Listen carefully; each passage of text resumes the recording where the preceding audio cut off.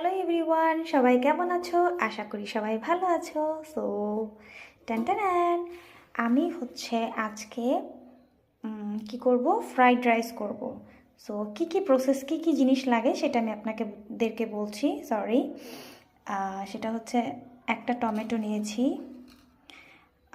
একটার বেশি পেঁয়াজ নিয়েছি, কাঁচামরিচ নিয়েছি, একটা ডিম লাগবে, আর আমি একটা ম্যাগি মশলা নিয়েছি ফ্রাইড রাইসের। সো এখানে কিছু ভাত নিয়েছি যতটুকু আমার প্রয়োজন, আর এখানে কিছু মশলা লাগবে। ওকে, সো প্রসেসটা আমি শুরু করে দিচ্ছি।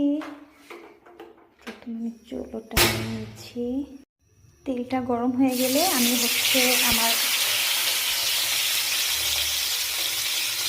সম্পূর্ণ জিনিসটা দিয়ে দিব।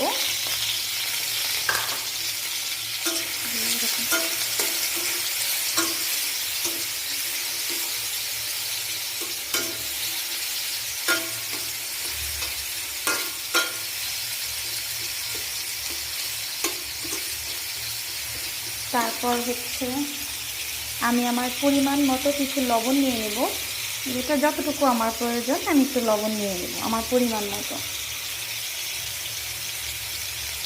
তারপর একটু কালারের জন্য আমি একটু পরিমাণে একটু হলুদ ইউজ করব, হালকা, একদমই হালকা পরিমাণে আমি একটু হলুদ ইউজ করব।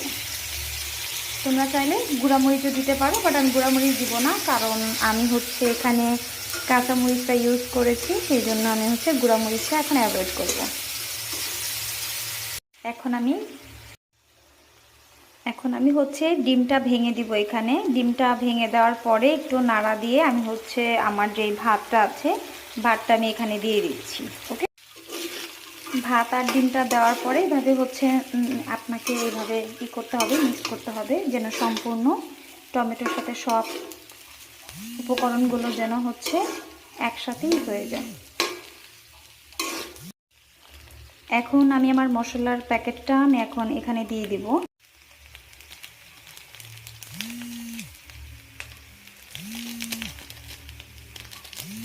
এখন আমি আমার মশলাটা সব দিয়ে দিচ্ছি। এখন আমার সম্পূর্ণ রান্না শেষ। এখন আমি সুন্দর করে একটু পরিবেশন করব। এই আমার খাবারের ফাইনাল লুক। তো দেখতে তো খুব সুন্দর লাগছে, খেতে খুবই দারুণ। আমি অলরেডি টেস্ট করে ফেলেছি, খুবই দারুণ। তো যে আপুদের মনে হয় যে খুব টাইম শর্ট, কি রান্না করব, সেই ক্ষেত্রে আপনারা এটা রান্না করে দেখতে পারেন। এটা খেতে যেমন মজা, দেখতে খুবই সুন্দর। সো আজকের জন্য টাটা।